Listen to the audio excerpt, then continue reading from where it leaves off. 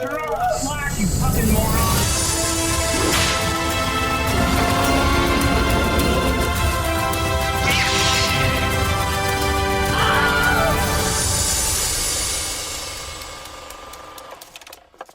Ladies, gentlemen, boys, and girls, welcome back to yet one more show. One more in our roster of shows here, episodes in this podcast we have called Screen Share Movie Podcast. This is Screen Share, a movie podcast about There it is. having a girlfriend from another dimension. I guess. Your parents think is a little too old for you, and Interesting. And I had to come up with that one on the spot. I didn't have one prepared. I really should have, but that's what I'm going with. We're talking about Across the Spider-Verse today, continuing our sequels. We did in Incredibles 2 last time. Incredibles. Incredibles, man, they really missed an opportunity there. Just like with this one, they missed Across the Spider-Verse. There it is. What is Across? I don't know. This is too late. Okay. It's too late. I've lost So it. we're I've doing- lost my mind. We're doing Across the Spider-Verse because we did Into the Spider-Verse last year at some point, and now we're doing Across the Spider-Verse. So I just want to start off, Calder, before seeing this film, because I think we saw it in theaters together, if I'm remembering correctly. Yeah. What were your thoughts going into this? I was pretty hyped up, to be honest. I knew it was a part one going in, so I was expecting it. I feel like some people didn't expect it. Maybe some people didn't know.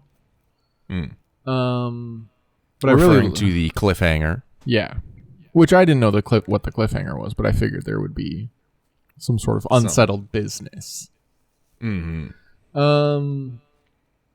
But I was very excited because I really liked the first movie. Wanted to see how they would push it kind of artistically in terms of like the animation styles and stuff. And then it was Yeah. like immediately blown away when we went into the first Gwen scene. Which is really the first scene. Like, the movie Yeah. starts off with that little, like... Well, it does, like, a little montage, get you back up to speed. Which is good, I think. I think it's quite good at summarizing everything. I think it actually might be, like, a little long, just as someone who's seen both of the movies multiple times. But, like, I think seeing it in the theaters, I was like, no, a refresher's good. Do you mean the summary or the like whole Gwen part? The summary before it, because it goes out of the summary into her just banging on the drums. Or wait, no, it starts with her banging on the drums, just the patterns, which was just visually appealing. And then it goes into the big montage kind of summarizing everything, then comes back out to her doing the drums. And it's like, then we're in Gwen world, which is incredible. Incredible. Earth They, like, 65. Earth 65. They specifically went into this being like, we want to make each like universe or multiverse, have a distinct look and a distinct kind of like artistic take. So that's why you got Lego World, which was made by like an 11-year-old, which is pretty cool. Well, because there was a little Lego bit in the first movie, right? I think there was I a don't little know. Lego bit. I'm like pretty sure. Maybe. But each of the worlds, I just closed my tab like a dingus. Got it. Interesting. Each of the worlds has like a distinct look. Like Miles is very like cell shaded a little bit. And like It's pretty relies on grounded. lighting a lot. Yeah. Whereas Gwen's watercolor is very much the inspiration there, and a lot of playing with color theory a little bit. And then like some of them, like the Mumbattan is like a lot. I don't know what the exact inspiration for that would be, but like I don't know. It played with a lot of layering, I felt. Like, anyway, they just like worked really hard to make each of them look distinct, Yeah. which I think is very good. Yeah, which is why I was so excited for, because the thing that I want out of a story that's going to be a multiversal story is to like show some creative things and hop through a bunch of different worlds and like have a sort of fun element to it, which is like there's that in Everything Everywhere All at Once, but then there's not really that in like Doctor Strange and the Multiverse of Madness. Yeah. And it's just like, number one, Doctor Strange should have been a lot more fun, and it wasn't. But this movie is like very fun, and you get into it immediately, which is kind of nice. You get into like the cool different worlds where you see something you didn't see in the last movie. Yeah. The first movie kind of like builds up to that. This movie, I mean, we're already there. We are already there. Although we do get a little bit of just like Miles being Miles, like when he's like first trying to catch the spot when he's in the like the convenience store. And then he goes to like talk to the university guidance counselor with his parents or whatever. So we have that's kind of separated from the multiverse stuff. But like pretty quick after that, like Gwen arrives, we see Miguel, we like meet Hobie. Like it kind of gets into the action a bit quicker than the first one. Well, does it though? It's Not like it takes like an hour for Miles to jump through the portal. Yeah, but it doesn't feel like nothing happened up to that point, I guess is what I'm saying. Well, yeah, because I guess just it might just be that so much does happen after that it's like, I'm not saying that nothing happened. I'm just saying it takes its time in Miles's world, because he has to like get introduced to Spot. You get like reintroduced to his family struggles. Then Gwen comes and she's introduced to like the family, and there's like all the shit going on with his family. And then he has the conversation with his mom, and then like at like an hour is when he's following Gwen through the Spot's lair and then jumps through the portal. Mm-hmm. Which I think is like a great choice, because it really like, if you loved the first movie, you kind of like I did, you do kind of want to be in Miles's world, but then it is like, I think they do a good job of giving you kind of both of the things that you would want. Well, yeah, I feel like they kind of balanced it perfectly, because like I think going into the movie you're like, I want to see more, and you're like interested in that, and especially since Gwen was a like kind of a standout of the first one, to start in a new one but it be like grounding that character's motivations and that character's world, and then just jumping over and being like, and now the familiar, so it doesn't feel really like you're jumping all around because you're actually going back. Yeah. You know? And then we get into like, once we've established something new, reestablished the stakes for Miles, and like gotten away from that, then they start to get into some freaky deaky. But yeah, I do think that I do think the movie is paced very well. Yeah, because it could feel so much longer than I think it does. Yeah, and like it is what 2 hours 20. Yeah, about 2 hours 20. But it doesn't really feel like it, and it didn't feel like it when no. We saw it in the theaters, for me at least. And it did like it blew me away. It was kind of like after seeing Dune thing, where I was just kind of like, wow, that was great. It was everything I expected and more. Yeah. Yeah. So what? What do you think about like Miles's journey, I guess, throughout the movie? I mean, because the first one, I was kind of afraid that they'd kind of just do his arc from the first one, but again, because I do feel like some movie sequels fall into that trap sometimes, where it's like, oh, this was kind of the arc that they had, and this is kind of the lesson that they learned, but then they'll just be like, yeah, but now a new threat and new stakes are going to make him question that and then have to come back to like realize, like remember that that's important. And it's like, but that's kind of boring. We need new stakes. And I feel like this does that really well, where the first one, like, obviously he's dealing with the stakes of being Spider-Man and what that means, and like believing in himself, whereas this one is like,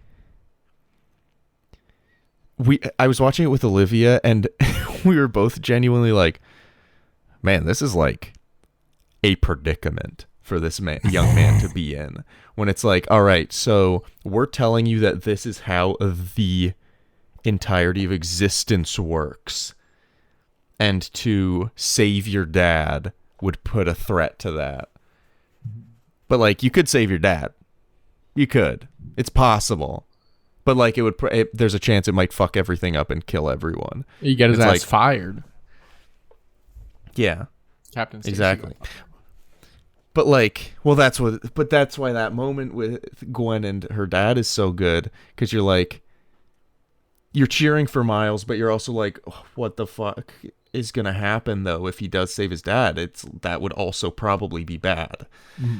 But then, you know, in that conversation, that beautiful scene between Gwen and Captain Stacy,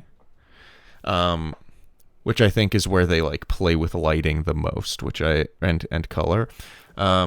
But when she realizes that she convinced her dad to not be captain anymore, so thus that is likely removed from the canon.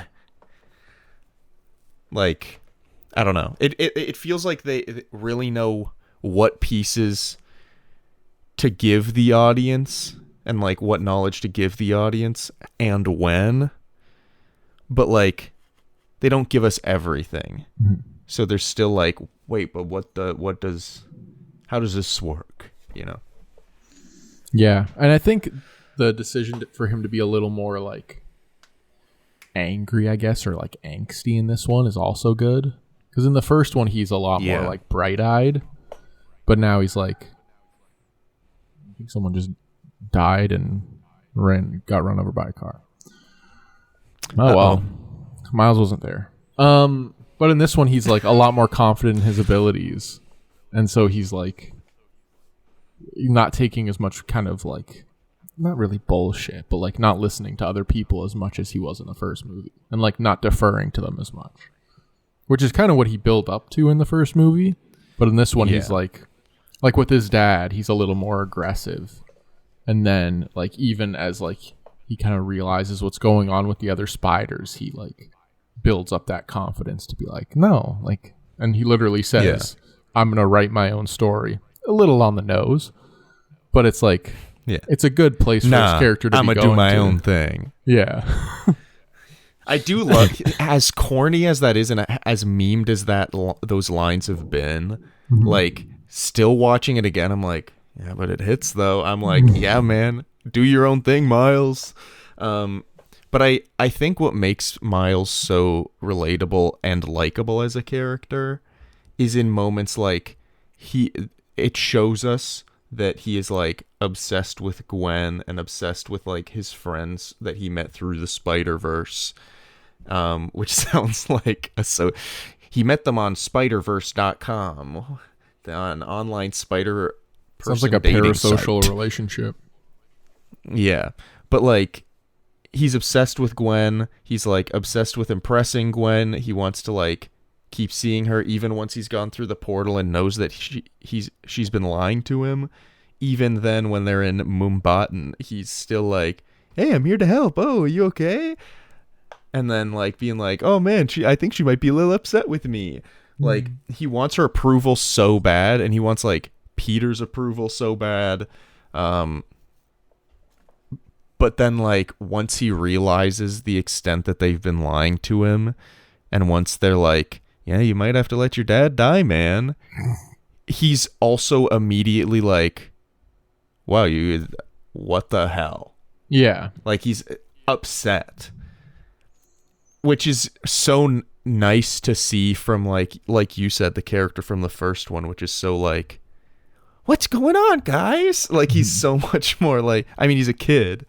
So like, yeah, seeing him stand his ground to the people that he admires, including his parents, is like, I think, a big character step. Yeah. But like, also not without his flaws.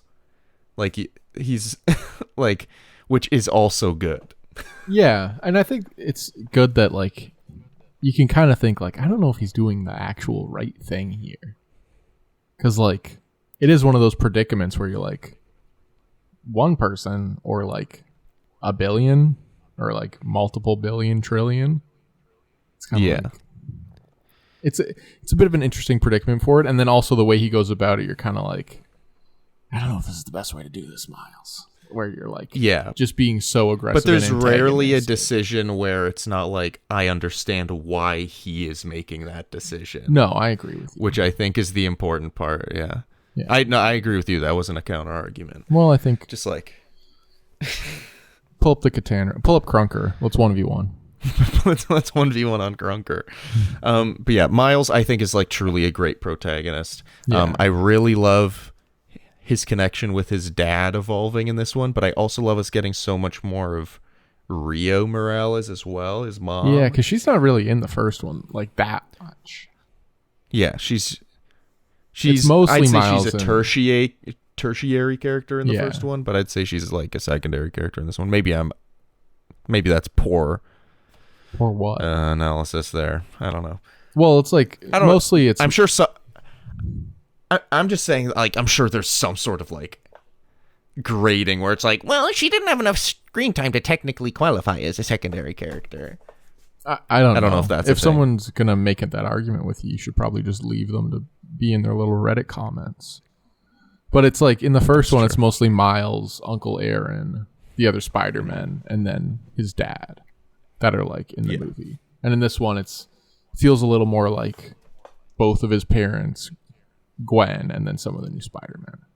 Instead of, like, she kind of fills whatever screen time Uncle Aaron would have had in like teaching him and helping him grow. And like one of my favorite scenes in the movie is when it's just like Miles and his mom talking at like that, like under that water tower at the like rooftop party. Just because like I think obviously what they're saying and like what it means for the characters in that moment is good, but like also just I think a lot of the like like this, I guess, CGI acting, like the animated acting is like really good, especially on Miles. I feel like you can just see Rio and Miles reading each other really well, and you know it's kind of the goal is for the viewer to know what characters are thinking, but knowing that they like what they know and don't know. Kind of. That didn't make sense. I'm saying it's like nice that we know what they're thinking of each other, but you can't, like, you know that they aren't fully aware of the other situation. Rio doesn't know that he's Spider-Man, but she knows that he's lying about what it is. Like, There's like she knows subtext that to he's what's hiding. happening. Yeah, That you can. but I'm okay. saying like the visual animation is very well, yeah. good. Okay. At like mostly the facial animation and like Yeah, I think the faces are like incredible in this movie. yeah. And just how expressive they are and how like well done human like they are, because I know there's a lot of like human like animation kind of with like a lot of like where they're trying to emulate human emotions with a lot of like animated movies like the princess movies and stuff, but those do still kind of feel like it's like this is how a character smiles. It's not like this is how Miles smiles, you know? Like Yeah. Miles smiles in a specific way, whereas like Elsa and Anna kind of smile the same way, you know? Yeah. Maybe that's yeah, a yeah, slightly yeah. bad example. I only Yeah, I watched do feel Frozen like once, each but- kind but there is the kind of thing of like people have compared like Moana's head to like Elsa's head to Anna's head to the head of the character from Wish to the head of the character from Raya and the Last Dragon. Don't know her and like name. all of the head sculpts and the eye shapes and the smiles, like they're all the same for the most part. And it's like all these characters look the same. The characters in this movie, like, vastly different. Like the way that like Peter B. Parker, like the emotions that he makes are like vastly different than Miles, than Gwen, than Mary Jane, than Hobie. Hobie's insane in this film, visually, and in every other way also. Yeah, I liked him a lot Sorry. more rewatching it than I did in my first watch. Because not that I like didn't like him, but I was kind of like, what is this guy doing? What is he doing here? Full honesty for me, because I agree. Full honesty, I don't think in the theater I could understand half of what he was saying. Yeah, that's fair. You are a bit of a subtitle queen.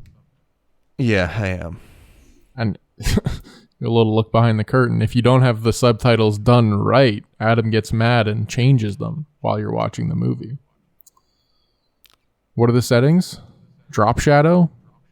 Slight drop shadow? Oh yeah, you gotta have like a reasonably wide font with white text, uniform outline, and no background. Yeah. Background opacity at 0. Yeah.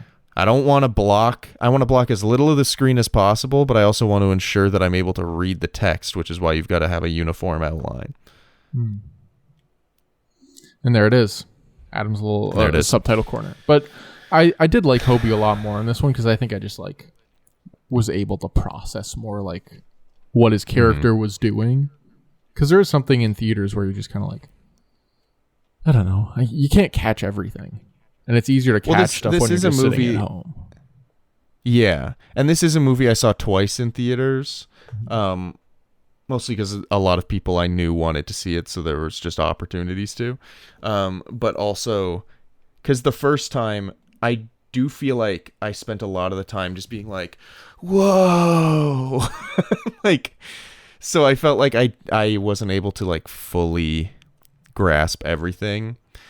So a second watch not only allowed me to like see more, because I was able to, there was just more that I saw the second time around, but like was also able to like focus more on everything else. It Yeah. wasn't just like, I've never seen anything like this before.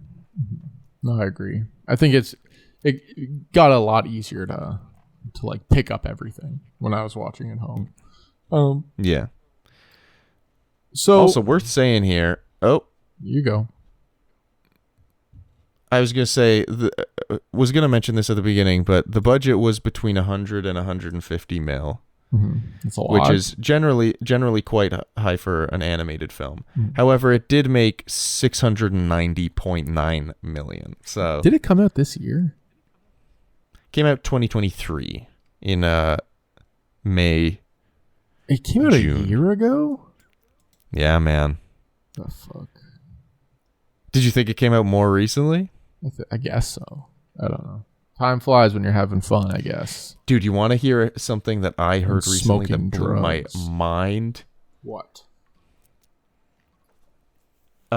Anthony Edwards of Minnesota Timberwolves fame is younger than Sasha Obama, Barack Obama's youngest daughter, which, like, once you think about like time and years, it makes sense. Isn't Sasha But like it's just- 26 or something? Well, like, Oh, I wait, is I that don't the know. youngest daughter? Or? That's the youngest one. Malia is the Oh. older daughter. Okay. But like, it's a thing of like, once you think back, it's like, okay, I guess Obama was originally elected in 2008, so that kind of makes sense. It's been quite a bit since then. But like, it's just a weird thing to think about because Anthony Edwards is 22 years old, which is wacko. Yeah, he's Anyway. doing a little too well for his age. They need to knock him down a peg. You know what I I, don't mean? know. I kind of like a little bit of a athletic domination. I'm kind of out on him. Sold Although my I'm stock. rooting for the Knicks, if I'll be honest. I'm a Brunson boy. Wow, look at you. Is that your new, is he your new Van Vliet? No, I think I'm not ready to crown a new Van Vliet because Fred Van Vliet's been my favorite NBA player for a while. It kind of moved to Scotty for a little bit.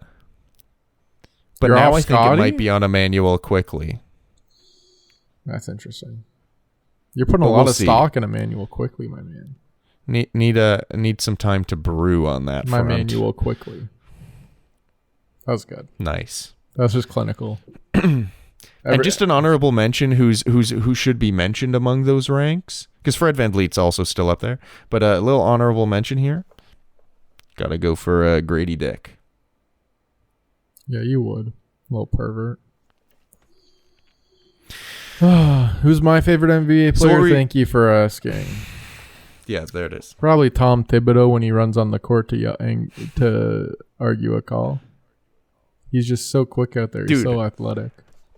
When I see him yell on the court, I feel like he should sound like, you know? But then I watch a post-game press conference and he's like, yeah, there was.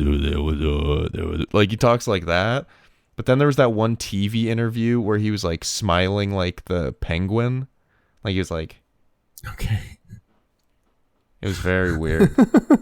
And does him smiling like the penguin change how he sounds, or what's first going one. on there? Like, what does that have to do Well, I with guess the other that two? makes it sound like he would talk like, yeah, you know? Well, the penguin's like, Batman, I'm gonna kill you. I guess kind of like the first voice. Do you though. think? Do you think that Tom Thibodeau sounds like Danny DeVito? Is that what you're saying?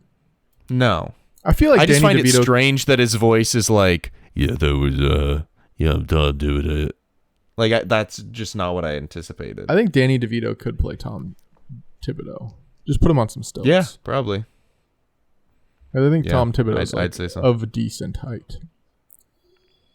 But they gotta get Danny DeVito off. It's Always Sunny. God damn.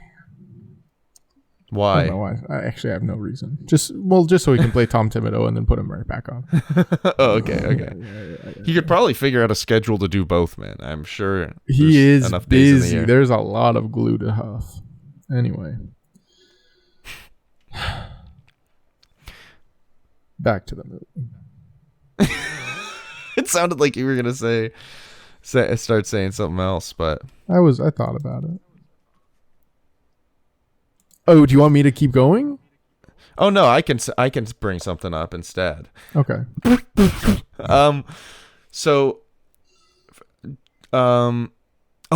Let's start a little bit at the beginning here.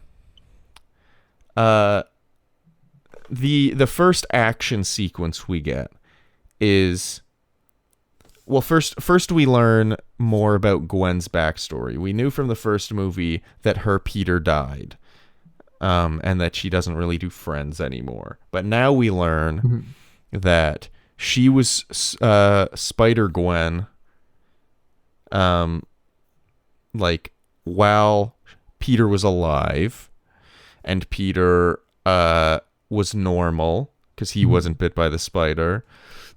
Excuse me. And then he took a potion of some kind. I don't know why I'm calling it a potion. I guess it would be like An elixir. an elixir, maybe.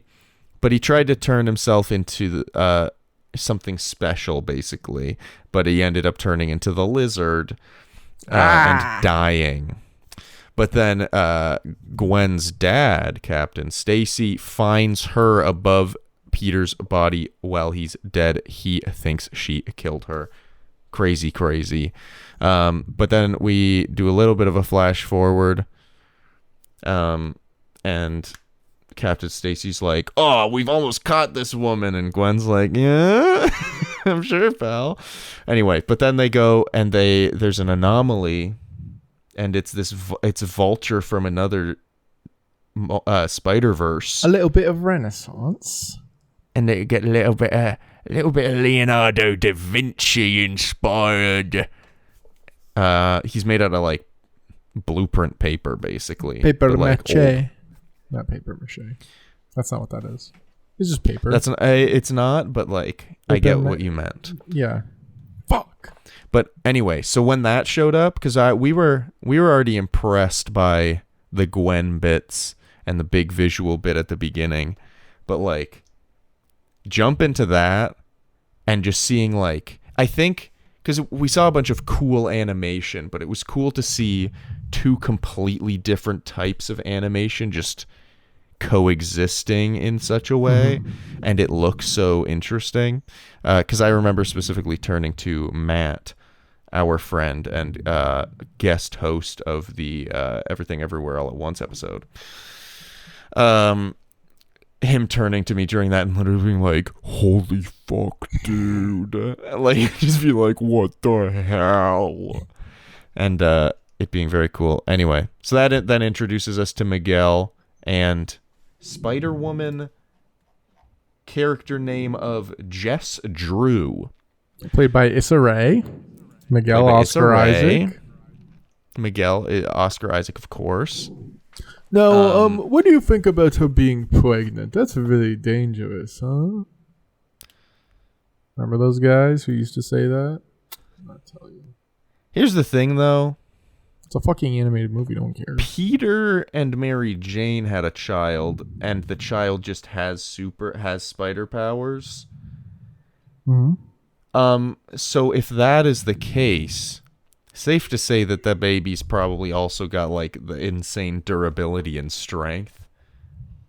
So like worst case scenario, Issa Rae gets bumped in the tummy. That baby's gonna be fine. You know? Yeah, I think the baby's an animated being, so I think he's okay. Do you agree? For some reason, when you said unanimated being, I thought you meant like unanimated being, and you were basically just being like, well, I don't think they animated the baby in her tummy. I think they just animated the.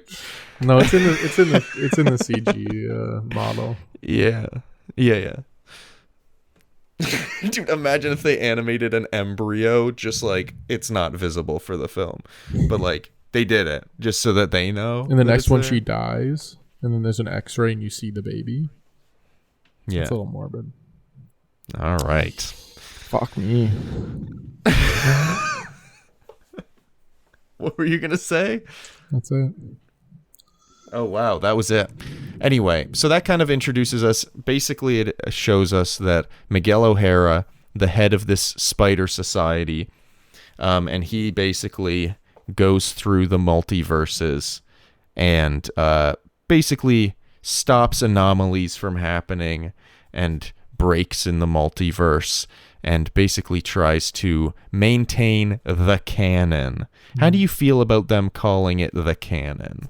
I think it's good. I like how it tries to like dissect the Spider-Man story and like gives us its basic parts, which are like the death of the police captain, the death of Uncle Ben, getting bit by the spider, and I think there's another one.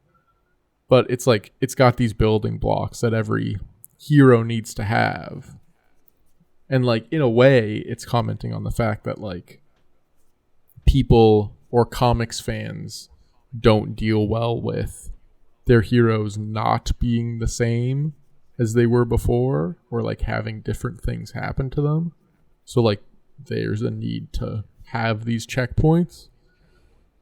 But also it's interesting where it's like across all of these worlds, all of these people had these experiences. And even though they had all the same experiences, they are different in different ways and like how their world affects them.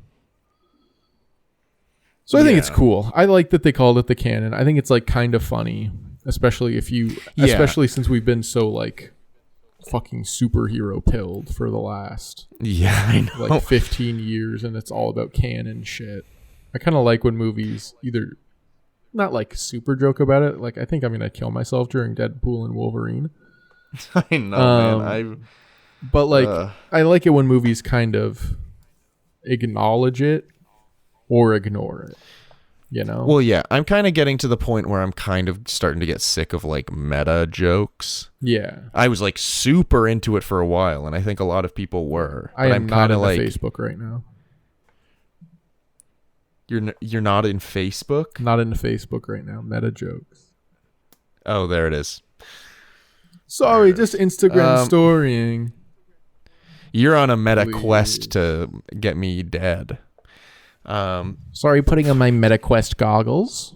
I'm in the metaverse. Dude, I saw a clip of someone wearing the Apple Vision Pros in a restaurant, but he was playing an augmented reality like plate stacking game. So he was stacking virtual plates on a real table in a restaurant, and then as a joke he went to knock the plates over and then shoved a bunch of like glasses and plates in real life onto the floor, and he was like, "Oh fuck, sorry. I forgot this was real." It's like that makes me want to die. Dude, the Apple Vision Pro is the downfall of my life. Yeah. If you put me in one of those, I'm never coming out, brother. I'm playing Minecraft in my bedroom all day. But I also like that they called it canon, though, despite me kind of being sick. Hello? Yeah, my internet's just absolute You froze hog for a shit. minute, and then you went on my end. And then that was just... Anyway. But yeah, I don't know. I'm kind of sick of meta, but I feel like calling it the canon is not only, I think, funny, because it's like, that's literally what we call it. Yeah. But I also think that just makes it easy, because it kind of sucks when you have to learn a bunch of terms. It's why Avatar, The Way of Water was so hard to like understand and hold on to, because it's like, how am I going to remember Nateum and Natiri and like all of these names, let alone the individual names of all of these like creatures. I say this as a Star Wars fan, so maybe I should shut the fuck up. But Who came in third in Star I Wars think- trivia this year? that's true, I did come in third. Actually, I was honestly, not to be rude, but absolutely a pathetic performance. I hope you come back next Thank year and you. you really show them who you are. You know? Yeah, I think maybe next year I'll study hard. My only defense is that I didn't think I was doing it this year, so I didn't prepare at all. Brother, it's in your schedule for next year already. Book it off. It is. Use the vacation day to get it next year. Yeah. Here's the thing though. I thought I couldn't do it because they do it on May 4th every year, and I worked that day. But they did it on May 1st this year, so I can't really book it off a year in advance when I don't know what day it's going to be on. So, what was I just saying? Oh yeah, I think calling it the canon also just makes it easier for the viewer to understand, because it's what we already call that anyway. So in the context of the story, it's easier to know that that's what it is. And it kind of lends itself that kind of became a meme for a bit, that everyone was like, when you're watching your little brother make the same mistakes as you, but you know it's a canon event, so you can't disrupt it or whatever the fuck. Anyway. So I think that's cool. That's good. What's your biggest canon event? I think one of them was probably when I saw Force Awakens on opening night. That was probably a big one.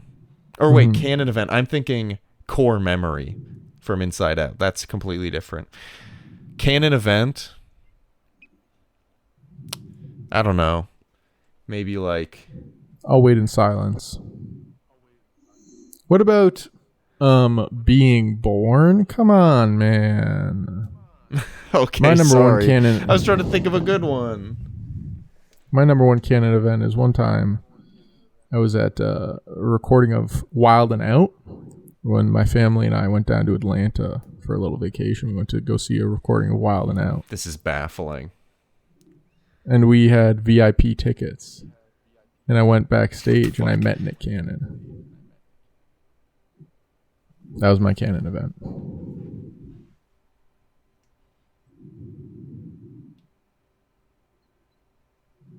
Backseat of the bus. No shot that you'd actually did that. That was just for the bit. For a sec, I was like, whoa, I haven't heard this story before. But you Well, would how do have you told know? that a million times if that happened for real. That's the truth. Yeah, that was Um, fake. But I was gonna say that he hit me in the face with his dick, but that was a little too much. He cannoned me. Wow. He is a my biggest serial Ganon impregnator. event So. was probably when I beat Legend of Zelda. That's my Ganon event. Ganondorf. For some reason, I thought you were was going the to say joke. I've actually never beat a Legend some of Zelda. kids. So. I thought you were going to say my canon event is when I beat some kids senseless. And I would have liked that. My name is not Ezra Miller, so Oh my god, is this Boys at Large? What's going on? so then we Jesus kind of Christ. like get into this whole thing. So Miles is kind of fucking things up. Miles is fucking his shit up. He's trying to balance being Spider-Man and being a kid and being a student at the same time. And it's not working because, as every Spider-Man does, he's basically being like, obviously, being Spider-Man is the most important of the three. So it always takes priority. But here's the thing, brother. You gotta make time for the rest of your life, man. Because all he was responsible for was bringing a cake to his dad's, like, promotion party. Kind of. He like And he fucked finished up. a course. Well, yeah, and it's actually pretty comical how what those cakes spell after he gets there. It's actually pretty comical. Well, because Miles is being unbelievably brain dead, I think I'm allowed to say, by telling the cake decorator to write 14 sentences on one cake. He has to get 2 cakes, brings them up, and it says, "I'm not proud," which obviously, I like that. Not only does it show it, but I like that Miles comments on it and is like, that's not what I meant, because it confirms that actually happened and it wasn't just like a joke for the viewer. That in the universe, that actually happened, which I think is funny. Anyway, so he's fucking up. Thank you for letting us know. Yep. The Spot, he's kind of like shrugging off the Spot, calls him a regular old villain of the week. Meanwhile, like, the Spot's got like a real vendetta against Miles, and he's also gaining power rapidly. Anyway, fast forward. Miles follows Gwen into Portal, and they witness the Spider-Verse and the Spider Society. What did you what do you think of like all the Spider Society stuff where there's a million Spider-Men on screen at once? I think it's cool. I kind of wish, and this is also me not looking up like explainer articles and videos after the fact, but I kind of wish I could like understand where all of them were from and like get a little bit of information on them. And I know they like popped up some little like text boxes over some of them, but I think it was cool. It's just cool to see all the like creative versions of Spider-Man. But there's also a part of me that's like, so like 90% of Spider-Men are just like little betas? Because like 90% of them are just like do nothing. You know? Yeah. Which I find interesting. Like I never really thought about that. It almost kind of sets it up like the main characters of this film. So Miles, Miguel, Gwen, Peter B. Parker, Jess. and maybe Hobie. Yeah. Like, they're way better than all other Spider-Men because they're all lagging behind. I've never really thought of that. That is funny. And but then when like, they do give the one... I do also think like... You go. I'm sorry about the connection. I like how we both pause for so long because there's lag on this call. We both pause for so long. But like, there is a small bit of me that's like, wait, so like every Spider-Man ever is aware of the multiverse and is part of Spider Society? Like, there's a weird part of me that's like, oh, I saw the Spider-Man from the Spider-Man PlayStation games. Does that mean that Spider-Man's aware of the multiverse? And I'm like, oh. And there is actually, Maybe later on. spoiler alert, a little You know? side mission in Spider-Man 2 video game. That's like a little Spider-Verse hint, but it's like the tiniest little hint. It's You like really barely just anything. I spoiled think it. it's You a just spoiled the reference. game for me. Literally just spoiled Dude, the it has fucking nothing. game for Dude, me. Dude, I didn't even know about it when it happened, and I was still kind of disappointed by it because I got excited that it was something, and then it ended up being nothing. Anyway, but What do we just spoiled the fucking game for me? sorry, man, sorry. But one thing that I did think about, they do have a couple live action bits. They have a live action projection of Andrew Garfield, and then they also have real life, not a projection, Donald Glover as the Prowler, which I thought was cool. But there was a part of me that was like,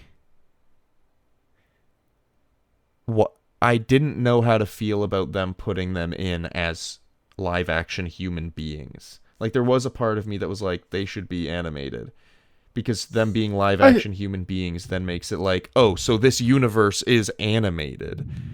It's not like I'm watching an animated movie about something. Like, the universe is animated in here. Which, like, a part of me wonders if they should have been animated. But I don't know.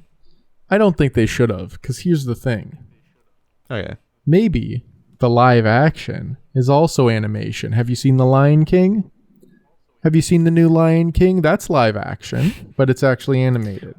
Well, I'd So assume maybe then Andrew Garfield the original has been Lion King animated. and the live action Lion King are two different lion verses. But that's what I'm saying. The live action Lion King is not live action. It's animated.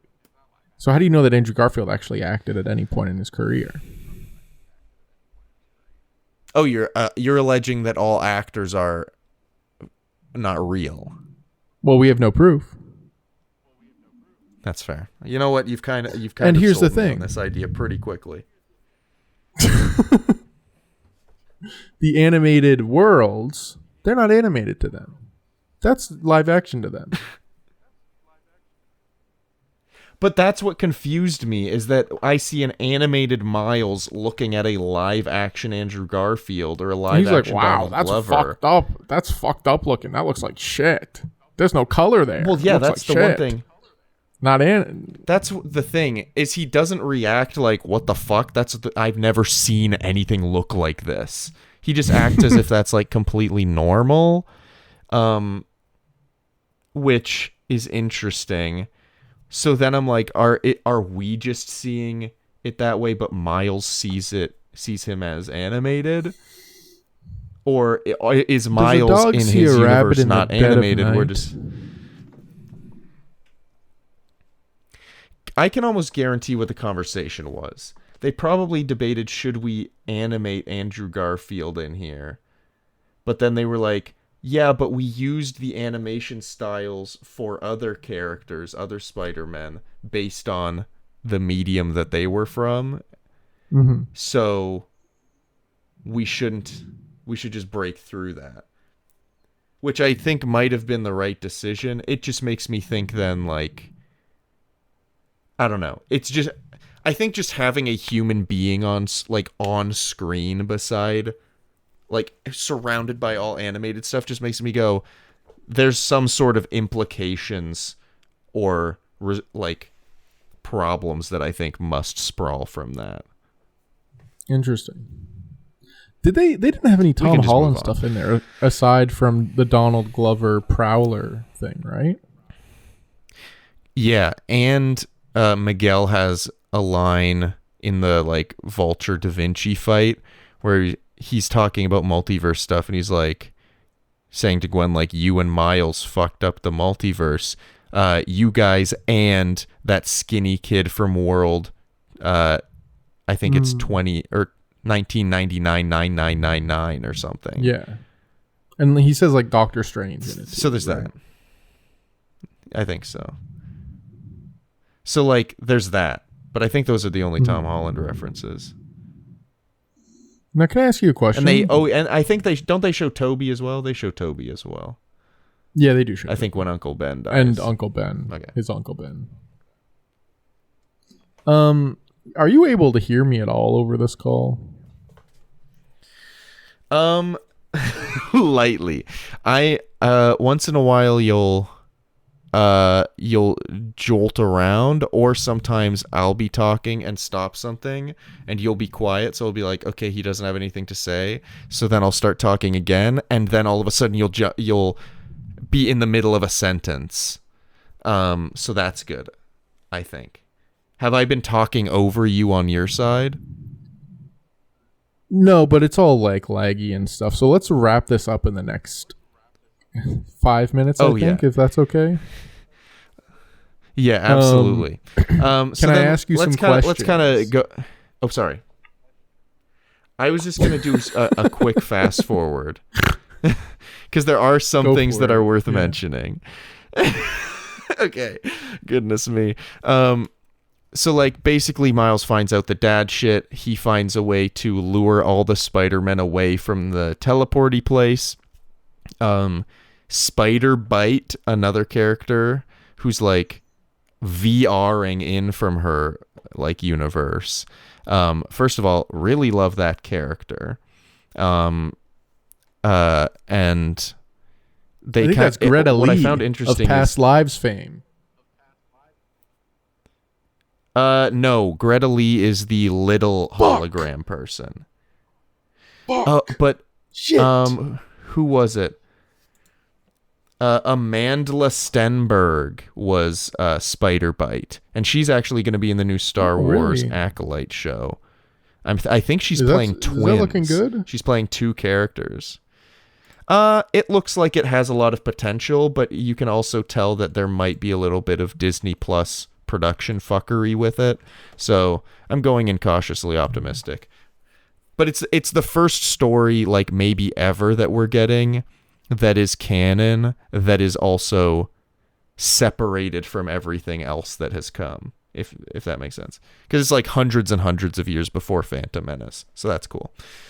Interesting. But yeah, I really like Spider-Bite as a character, and what I found interesting was when Miles meets like so many of the other Spider-Men, he just goes, "Hi, I'm Miles," and that's it. But when he meets Spider-Bite, that he just walks up to her, and they both have the little spider sense lines pop up over their heads for a second, and they're like, "Oh, hi." And I don't know what that means, but I just found that really interesting. Because then later, when Miles is escaping, Spider-Bite has the chance to be like, no, and like stop sending him home, but she doesn't. And I really like that as a character also pulls moment. him away from Spider-Bite, because I think she tells that she can tell they got a little chemistry in there. Yeah. Maybe a little bit of jealousy there. Yeah, definitely like that. And I'm interested to see where they take that also. Hopefully to a full-blown sexual relationship. We'll see. They are still underage in this film, I would like to remind you. Well, I'm not saying that we see it, you pervert. Jesus Christ. That's fair. That's fair. But so anyway, Miles gets teleported based on his, what was it? His like something based on the spider his, like, that biological signature. Yeah. But like we see that for like a couple frames, but that's it. But he thinks he's being sent home, but he gets sent to the universe his spider's from, which is universe or world 42. And like the lead up to that is incredible, and it's incredibly tense because like you have Miguel and Spider-Woman and Andy Samberg's what is it, Ben Ryan or something, Ben Reilly Spider-Man chasing after them. And you have Gwen there also, but like you never see them see Miles. You just see them at his place. Then you see Miles at his place. But like the build up there is awesome. And then him revealing to his mom that he's Spider-Man, her being like, "What the fuck? I don't even know what that means." And then seeing alive Uncle Aaron and being like, "Something's fucked." And then he gets beat the fuck up, reveals that there's no Spider-Man here. Miles became the Prowler, and that's kind of where we leave it. Aside from also showing Gwen making up with her dad in an incredible scene and like getting the band together to go save Miles. And that's kind of the end. Only thing I want to say about that Miles and Uncle Aaron scene is Uncle Aaron putting on the Prowler glove and punching the boxing bag or the punching bag that Miles is on. The way they animate it looked like he exploded Miles' head. Like, it looked like he punched Miles in the head and his brains exploded out. So, yeah.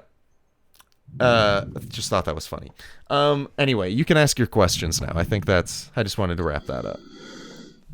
Were you surprised none of the songs on the soundtrack popped off? Because in the first movie, we got Sunflower, which is like one of the most streamed songs of all time. I wasn't, obviously you can't expect that, but I feel like there's not even like really a bop on this soundtrack. I would disagree that there's not a bop. There's actually, I'd say personally, if I was saying, would say there's multiple. Is this your opinion? But I don't, yeah, mostly. Okay. That being said, excuse me. That being said, he's thrown up. I do think there weren't as many standouts, which is interesting because they still had so many big artists. Yeah. But like, what's the one that there is one that kind of like, because there were a few that blew up. The Miguel theme, that's the like, or whatever the fuck. Oh yeah. There was that one, or that's the one. I had to think of it. But then there's also the one, I think, when Miles is giving him I'm gonna do my own thing speech. That song kind of popped off a little bit, like the or whatever, the one with the little drums. But those are like are like score, right? That's more score than soundtrack. I'm talking like how many times have you listened to "Calling" by Metro Boomin, Sway Lee, Nav, and A Boogie with the Hoodie? Here's the thing: I'd have to listen to them. Like, just looking at the titles of the tracks, I'm not gonna know. I know there's one that's like that pops off because it's compared to be the one with Nav on it from the first one. Oh, okay.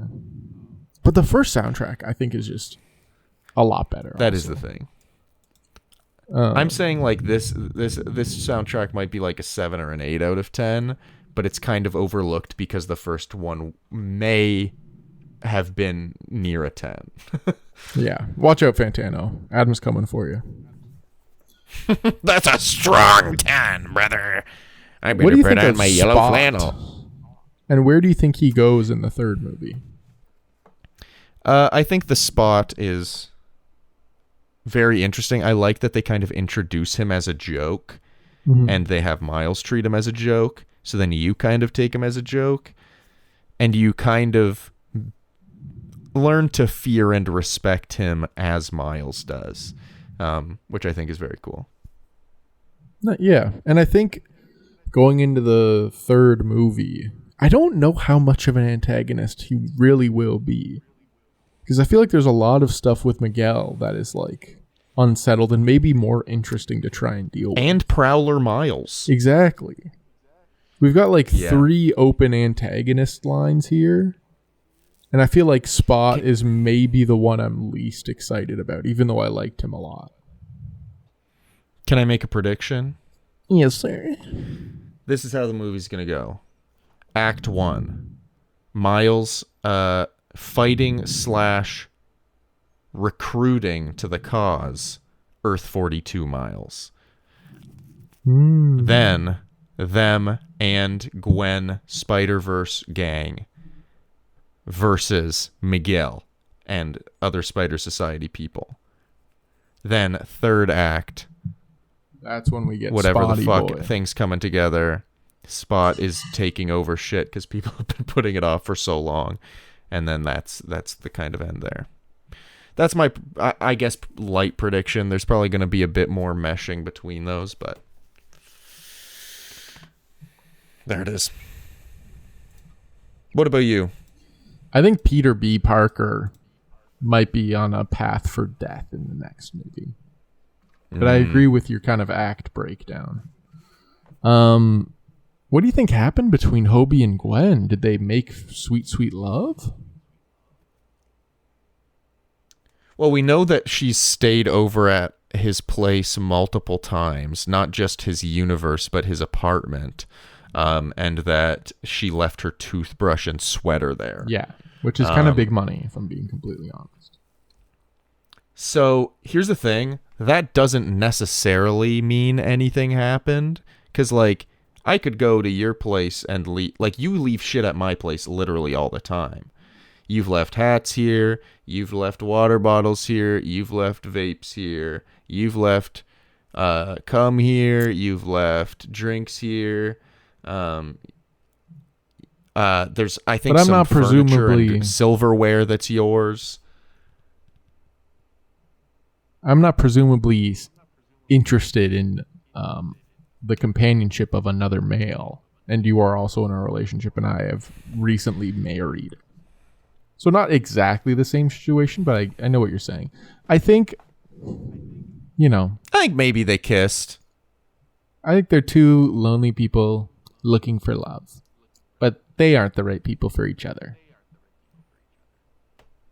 And I think Hobie honestly recognizes that. I think he's kind of like, I love him as a character, that, like, he kind of just does everything right, but, like, in kind of a I don't care about any of this attitude. Like, he does right by everybody. Anyway, there is a point where like, you can kind of tell that Hobie doesn't like Miguel, and Hobie, like, tells Miles multiple times before he talks to Miguel. He's like, dude, sometimes, like, just watch out for him. Like, watch out, like, make sure, like, he says, don't enlist until you know what you're in for. And I think, to me, that kind of read as he was like, hey, I was excited about this too, and it ended up kind of being a little fucked, so I'd just look out if I were you. And I don't know. I just love his attitude the whole time. You can kind of tell that he doesn't like Miguel. As soon as everything starts happening, he kind of he says, I quit, and leaves. But then he still helps out Gwen, even as a just in case thing. He didn't know that things were going to go south, but he was like, just in case I'm going to leave this. Yeah, and it makes sense because Miguel is big sussy baka. So it's true. He's big sussy baka. Adam Driver. I think the obvious Adam Driver is Miguel. Yeah, I do think he'd do a great Though Miguel. He's not a native Spanish speaker, so maybe that's a little sussy baka. Maybe Captain Stacy. Maybe Captain Stacy. Maybe he could play one of the other Spider-Men. So, like, he could play Ben Reilly, so maybe Spider-Man. the Vulture. Yeah, Ben Vulture Reilly would have been good. Fun. But I do like the Andy Samberg performance. I do too. I think it's pretty fun. Also, So the what did leg you is settle somehow on? getting even worse. Yeah, as proven there. I'm not sure what the fuck's going So on. let's just wrap her up. Let's rank it. Let's rank it. Let me bring up the rankings here. So I feel like we should literally start by 30 saying seconds of lag. There's 900, Yeah. 1400 milliseconds of lag. What if we sorry. didn't stop recording, but we hung up and called again for a second? I can't even load the fucking keep thing. So we can try it.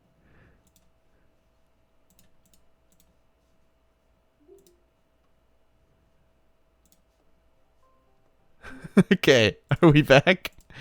Are we back? I'm just going to try doing audio if that's chill. Oh yeah, that's fine. I might even turn mine off. My But you're still God. recording, right? You didn't Yes, I stop am. recording? Still recording. Okay, cool. This is technically I don't know why your week, right?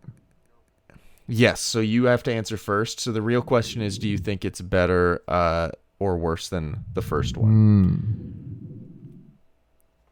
Interesting. I think lower for sure because it Okay. is the first half of it, but then also maybe it gets reevaluated when the second half comes out, if you know what I mean.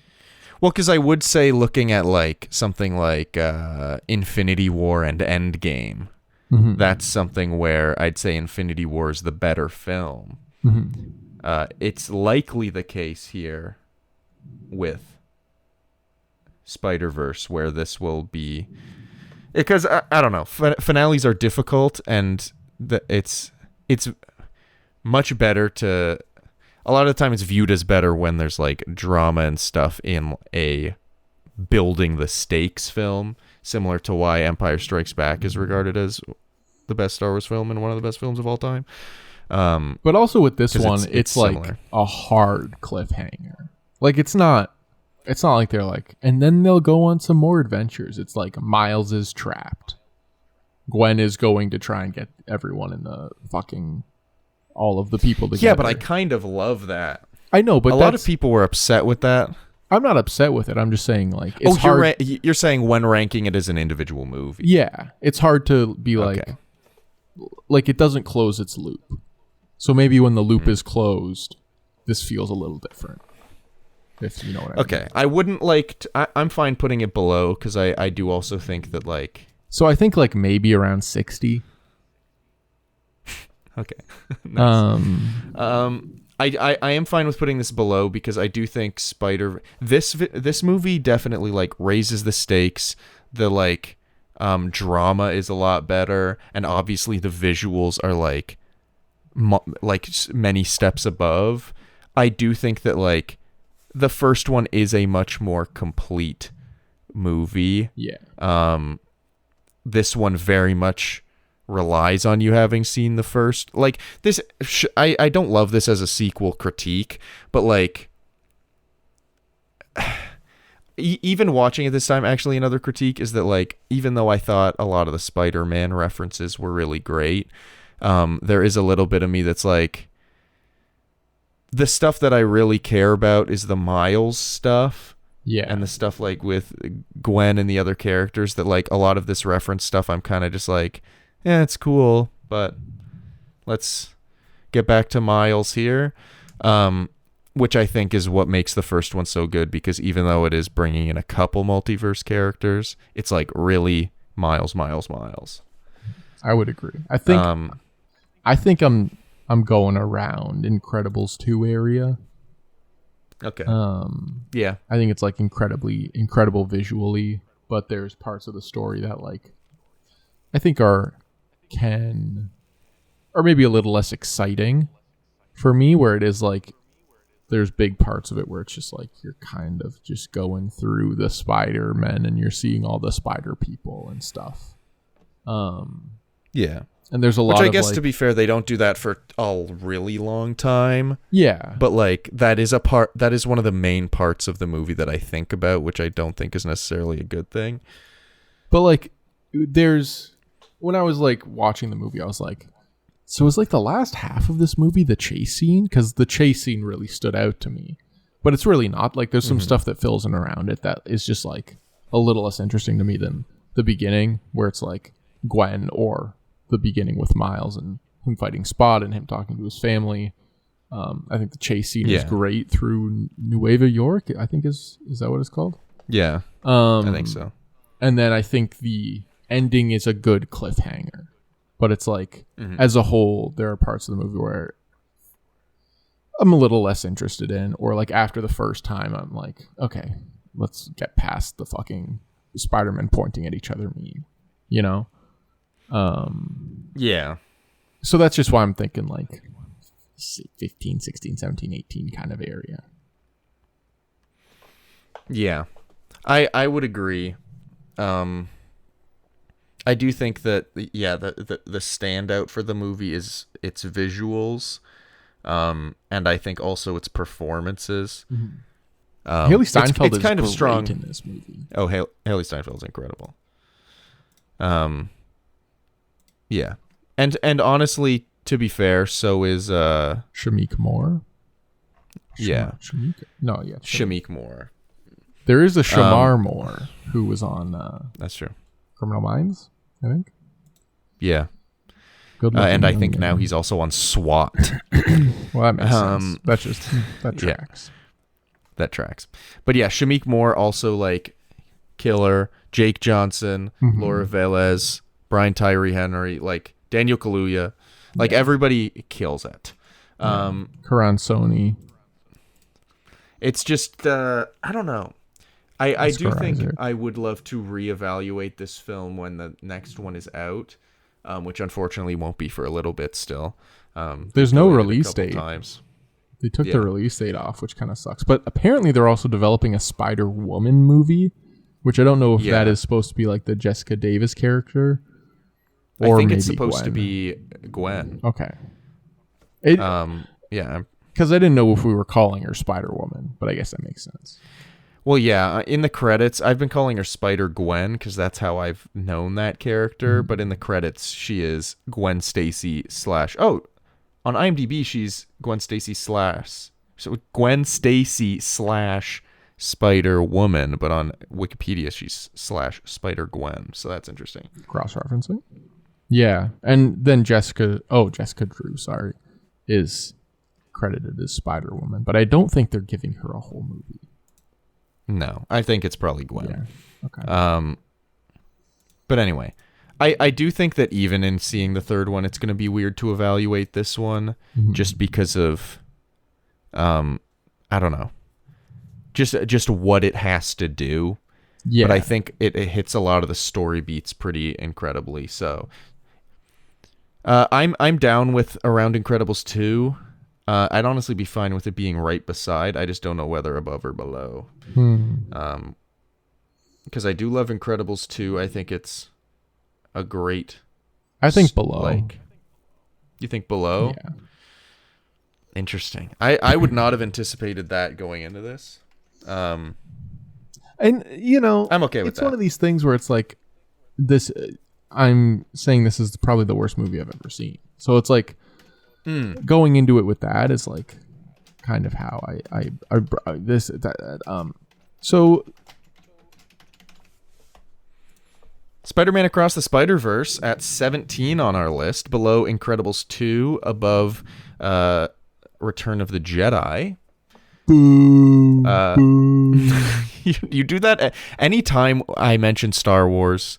Matt even did it when he guest hosted. I mentioned Star Wars. He was like, "Guys, gotta bring up fucking Star Wars, stupid." I was like, "Well, man, a guy Well, can't. you're A guy obsessed, can't. brother. A guy can't. A guy can't. A guy can't. I got Geiger counter."